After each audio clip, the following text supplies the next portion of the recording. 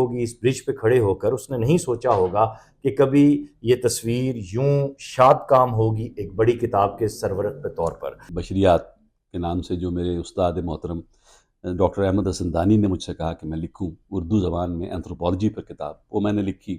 پھر ایک انگریزی میں کتاب لکھی جو صرف ایکڈیمک نوعیت کی تھی، وہ بھی گلیوں میں، سڑکوں پہ، چوباروں پر، مکانوں میں، کلرکوں کے چہروں پر، چائے خانوں میں، اور ان بڑے لوگوں کی شکل میں جن کو میں دیکھتا ہوں، ان طالع ازماؤں کی شکل میں، ان بزرگوں کی شکل میں، ان نیک لوگوں کی شکل میں، اور ان بدی پھیلانے والوں کی شکل میں جو معاشرے میں بکھرے پڑے ہیں۔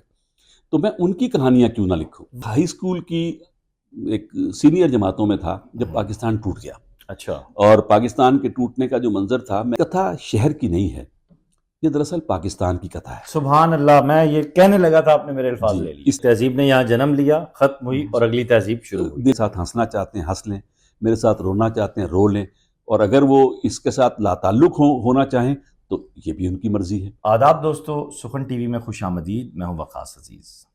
آپ کے سامنے، میرے سامنے ایک شہر کی کتھا موجود ہے، لیکن طلسم ہوشروا وحید رانا صاحب کی صورت میں ہمارے ساتھ ہیں۔ کیسے ہیں رانا صاحب؟ ٹھیک ہے؟ بہت شکریہ، آپ نے مجھے بلایا، آپ بڑی مہربانی۔ یہ تو سر آپ نے ہم چھوٹوں کو بڑا کر دیا، اللہ آپ کو سلامت رکھے۔ آپ کی سعادت مندی ہے یہ سر، الحمدللہ۔ دوستو، فکشن میرا مسئلہ ہے۔ مجھے جاننے والے یہ جانتے ہیں کہ فکشن سے مجھے رغبت نہیں ہے، عشق نہیں ہے، یہ کوئی اور ہی معاملہ ہے۔ یہی سبب ہے کہ میری کوشش ہوتی ہے کہ میں معاصر فکشن کے حوالے سے طالب علمانہ، مبتدیانہ سوالات لے کر سامنے آؤں، اور اس ضمن میں اس عہد کے جو بڑے یا اہم فکشن نگار ہیں، افسانہ نگار ہیں، ان کے قدموں میں بیٹھ کر میں نے ہمیشہ سیکھنے کی کوشش کی۔ رانا صاحب نے ہماری یہ عاجزانہ سی دعوت قبول کی اور سخن اسٹوڈیوز کو رونق بخشی ہے۔ میں سمجھتا ہوں کہ میرے کئی دن اب مہکتے جاویں گے، جس طرح میر نے کہا۔ ایک شہر کی کتھا سے آغاز کرتے ہیں۔ یہ بنیادی طور پر سنگ میل نے اسے چھاپا ہے، اور الف لیلہ کی یہ داستان پاکستان کے باسیوں کو آج بھی سنائی جاتی ہے، اور اس کا ٹائٹل جو ہے وہ اتنا خوبصورت ہے کہ جس کسی نے بھی یہ تصویر لی ہوگی اس برج پہ کھڑے ہو کر، اس نے نہیں سوچا ہوگا کہ کبھی یہ تصویر یوں شاد کام ہوگی ایک بڑی کتاب کے سرورق کے طور پر۔ سر، میں، میرے دیکھنے والے، آپ کے چاہنے والے، سب سے پہلے اس کتاب کا پس منظر اور یہ کیسے آپ کے ذہن میں آیا، اس آئیڈیالوجی کے بارے میں جاننا چاہیں گے۔ شکریہ وقاص۔ میں کہانیاں لکھتا ہوں سر، اور کہانیاں ہی لکھتا رہا ہوں، مجھے اس کے علاوہ کچھ اور آتا نہیں ہے۔ کیا بات ہے! میں عالم یا دانشور یا کوئی نقاد بھی نہیں ہوں۔ میں کہانیاں لکھتا تھا، میری کہانیوں کی کتاب پڑاؤ سے پہلے، آج سے 25 سال پہلے شائع ہوئی۔ اس کے بعد میں کہانیاں تو لکھتا رہا، لیکن رسالوں میں چھپتی رہیں، مگر میں نے اس کی کوئی اور کتاب میں نہیں لے کے آ سکا۔ علمی کام میں نے اس دوران میں کیا، ایک کتاب لکھی بشریات کے نام سے جو میرے استاد محترم ڈاکٹر احمد حسن دانی نے مجھ سے کہا کہ میں لکھوں اردو زبان میں اینتھروپولوجی پر کتاب، وہ میں نے لکھی۔ پھر ایک انگریزی میں کتاب لکھی جو صرف ایکڈیمک نوعیت کی تھی، وہ بھی تو تراجم بھی آیا؟ جی، تراجم میں نے گبریل گارسیا مارکیز کے novelette an incredible tale of innocent Erendira کا ترجمہ کیا، باد بے مہر کے نام سے۔ واہ واہ واہ! وہ کس نے چھاپا یہ؟ جی، وہ پہلے تو معاصر میں چھپا، اس کے بعد وہ اکادمی ادبیات پاکستان نے اپنی عالمی ادب کے انتخاب میں چھاپا، پھر وہ آج والوں نے ابھی کچھ سال پہلے، 2 سال پہلے اسے پھر چھاپ دیا ہے میری اجازت کے بغیر، لیکن میں خوش ہوں کہ میرا نام اس میں دے دیا ہے۔ واہ واہ واہ! تو مجھے ایک دم، میں کہانیاں لکھ رہا تھا، اور کہانیاں لکھتے لکھتے مجھے خیال آیا کہ یہ کہانیاں جو میں سوچتا ہوں اور جو منظر نامے بناتا ہوں اور جو تصورات کے زور پر میں کوئی ایک کتھا تخلیق کرتا ہوں، اس سے زیادہ مضبوط کتھا، اس سے زیادہ مضبوط کہانیاں وہ ہیں جو میرے ارد گرد بکھری پڑی ہیں، سانس لیتی ہیں، گلیوں میں، سڑکوں پہ، چوباروں پر، مکانوں میں، کلرکوں کے چہروں پر، چائے خانوں میں، اور ان بڑے لوگوں کی شکل میں جن کو میں دیکھتا ہوں، ان طالع ازماؤں کی شکل میں، ان بزرگوں کی شکل میں، ان نیک لوگوں کی شکل میں، اور ان بدی پھیلانے والوں کی شکل میں جو معاشرے میں بکھرے پڑے ہیں، تو میں ان کی کہانیاں کیوں نہ لکھوں. واہ واہ واہ واہ تو واہ. ان کی کہانیاں لکھنے کے لیے اگر میں افسانے کی صورت میں اس کو بار بار ایک موضوع کو پکڑتا اور افسانے لکھتا تو وہ ایسا لگتا کہ میں ایک موضوع پہ لکھا ہے. کیا بات ہے. اب میرے پاس دو صورتیں تھیں کہ یا تو میں ناول لکھوں اور یا میں اس داستان کو بغیر نام دیے لکھ دوں.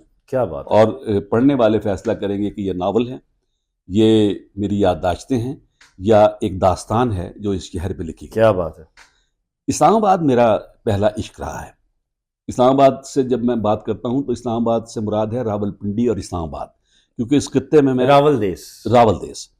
میں یہاں میری ابتدائی تعلیم یہاں ہوئی، میں نے یونیورسٹی تک یہاں تعلیم حاصل کی، اور یہاں سے باہر میں کبھی نہیں رہا. پاکستان سے باہر گیا تعلیم حاصل کرنے، لیکن میں یہاں سے باہر نہیں گیا. تو میں نے پھر سوچا، دوسرا ایک وقاص میرے پاس ایک تجربہ تھا جو مجھے لگتا تھا کہ وہ پاکستان میں لوگوں کے پاس نہیں ہے. اچھوتا تجربہ تھا میرا. بچپن جن لوگوں میں گزرا، جن سرکاری مکانوں میں رہتے ہوئے گزرا، اور جن لوگوں کے ساتھ گزرا، ان میں ایک کثیر تعداد ان بنگالیوں کی تھی جو ہم نے چھوڑ کے چلے گئے. پاکستان ٹوٹ گیا. کیا بات ہے سر. واقعی نہیں ہے. اور اس پہ ہمارے اسلام آباد کے جو معذرت کے ساتھ فکشن نگار ہیں، انہوں نے بھی جو اس تجربے سے گزرے اس دور کے، انہوں نے بھی کم ہی لکھا ہے شاید. بالکل ٹھیک ہے، لکھا گیا ہے لیکن وہ نہ ہونے کے برابر ہے، آٹے میں نمک کے برابر. تو میرا فرسٹ ہینڈ ایکسپیرینس وہ بنگالی تھے جن کے ساتھ میں رہتا تھا. میرے ہمسائے تھے، میرے گلی محلے میں تھے، میرے ساتھ اسکول میں پڑھتے تھے، اور ان کے ساتھ میرا ایک رابطہ تھا. میں نے ان کو قریب سے دیکھا. میں بنگالی زبان بولتا تھا، مجھے آتی تھی بولنی، میں سمجھتا تھا. بھول گئے ہیں؟ جی اب بھی بول لیتا ہوں، بنگالی بول لیتا ہوں. یعنی کوئی بول رہا ہو تو آپ سمجھ جائیں؟ جی سمجھ تو بالکل جاؤں گا اور بول بھی لوں گا کسی حد تک. کیا بات ہے. تو وہ ایک میرا تجربہ تھا. وہ میں ہائی اسکول کی ایک سینئر جماعتوں میں تھا جب پاکستان ٹوٹ گیا. اچھا. اور پاکستان کے ٹوٹنے کا جو منظر تھا، میں نے اپنی آنکھوں سے اس کو یہاں اس کا جو رد عمل آیا میرے باپ کے اوپر، میرے خاندان کے اوپر، میرے ہمجولیوں کے اوپر، اور ان بنگالیوں کے اوپر جو میرے ساتھ رہتے تھے، وہ کیا تھا، وہ کس طرح ریئیکٹ کر رہے تھے، وہ کس طرح اس سانحے کو، یا ان کے لیے تو وہ جشن تھا کیونکہ وہ سمجھتے تھے کہ ہمیں ایک آزاد وطن، ایک الگ وطن مل رہا ہے. اور ہمارا رویہ یہ جو تھا، اس نے مجھے کہا کہ میں اس کو لکھوں. مہمیز لگائی آپ. جی اس کو مجھے مہمیز دی اور مجھے کہا کہ یہ موضوع ہے. میں نے لکھنا شروع کیا. جب میں لکھ رہا تھا تو کچھ دوستوں نے، آپ جیسے پڑھنے والوں نے، میں نے فیس بک پہ کچھ شیئر کیا سر، تو اس کے اوپر جو رد عمل آیا وہ بڑا مثبت تھا. لوگوں نے کہا کہ آپ اس کو جاری رکھیں. یہ بہت ضروری ہے. تو میں لکھتا رہا. لکھنے کے بعد مجھے لگا کہ اسلام آباد کے اندر پھر اور بہت سے واقعات ہوئے. اسی زمانے میں بھٹو صاحب اقتدار میں آ گئے، پھر بھٹو کی پھانسی ہوئی. ہاں بالکل. اور پھر میں گورنمنٹ کالج میں چلا گیا. اس کے بعد ضیاء الحق آیا، اسلامی انقلاب آیا، وغیرہ وغیرہ. تو میں نے جس طرح دیکھا، ایک بچے کی آنکھ سے دیکھتے دیکھتے ایک بالغ کی آنکھ سے، اور بالغ کی آنکھ سے دیکھتے دیکھتے ایک سفید بالوں والے آدمی کی حیثیت سے، یہ ساری 3 فیزز مجھ پہ گزری اور میں نے ان کو لکھ دیا ایک شہر کی کتھا کی صورت میں. یہ کتھا شہر کی نہیں ہے، یہ دراصل پاکستان کی کتھا ہے. سبحان اللہ. میں یہ کہنے لگا تھا، آپ نے میرے الفاظ لے لیے. اس لیے کہ میں نے پہلی لائن جو اس کتاب کے اوپر لکھی ہے وہ یہ لکھی ہے کہ الف لیلہ کی یہ داستان پاکستان کے لوگوں کو آج بھی سنائی جاتی ہے. وہی کچھ ہو رہا ہے.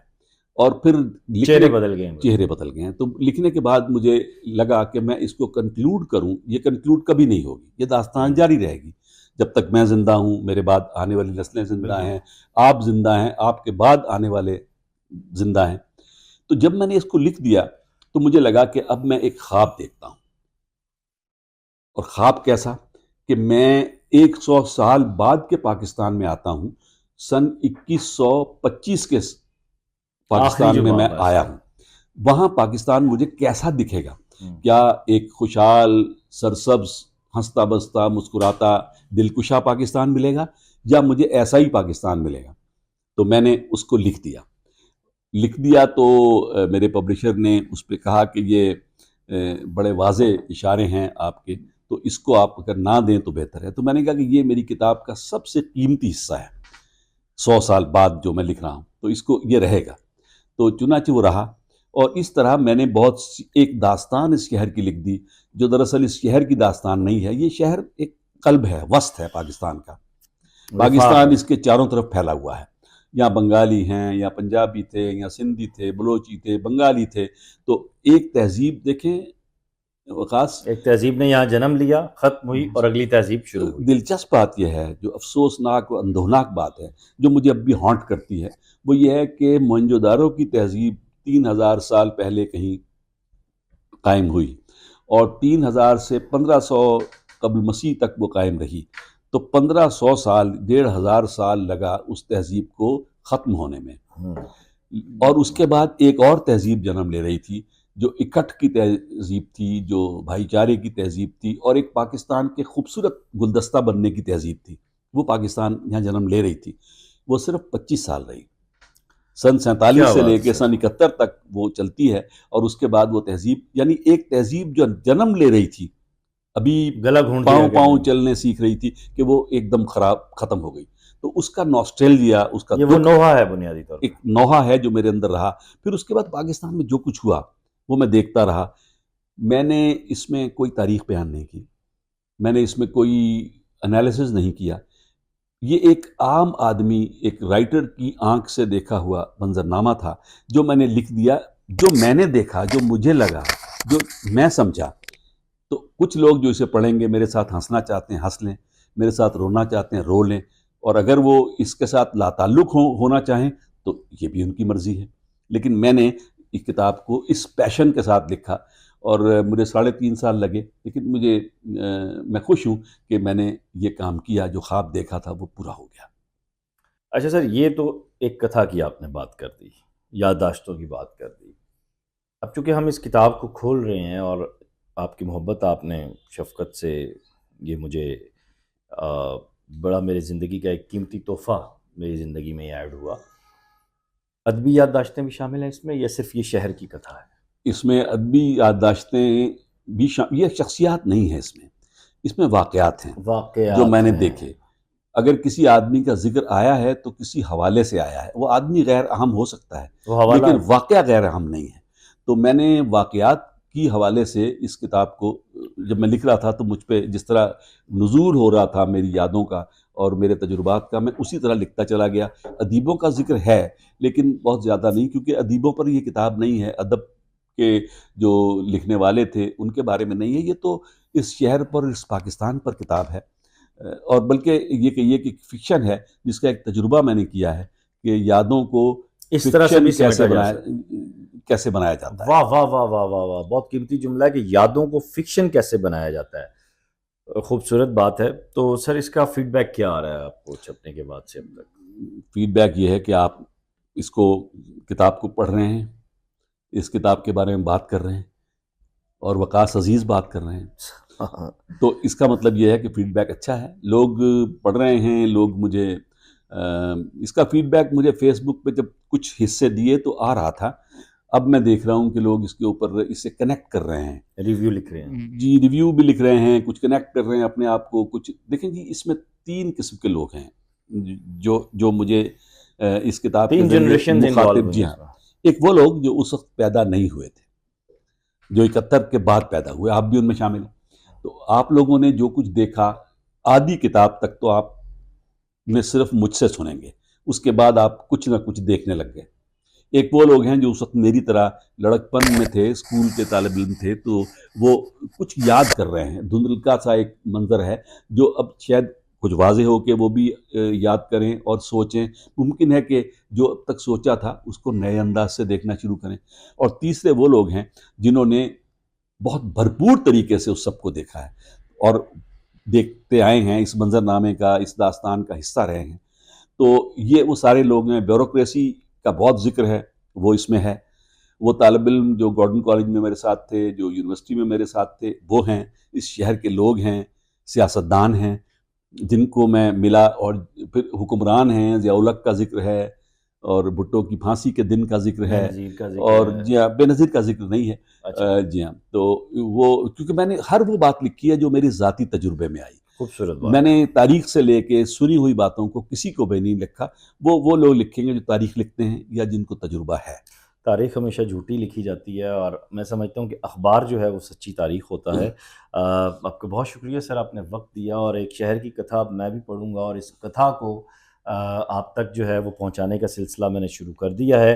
اب میں اکثر یہ بات کہتا ہوتا ہوں سر کہ آپ 2000 کا جو ہے وہ فون کارڈ لیتے ہیں اور وہ ہوا ہو جاتا ہے، لیکن ایک کتاب جو آپ پڑھتے ہیں آپ کے بک شیلف میں ہے، اس کو پھر آگے کئی لوگ پڑھتے ہیں تو وہ ایک سلسلہ چلتا چلا جاتا ہے۔ تو آپ سے گزارش ہے کہ سنگ میل سے آپ ان کی ویب سائٹ سے آرڈر کر سکتے ہیں۔ اگر آپ آج کل تو جو ہے وہ آن لائن یا جو ہے وہ کیش آن ڈیلیوری بھی تمام چیزیں موجود ہیں، تو میں امید کرتا ہوں کہ یہ کتاب آپ منگوائیں گے، پڑھیں گے اور اس پر اپنا ریویو جو ہے وہ لازمی پوسٹ کریں گے۔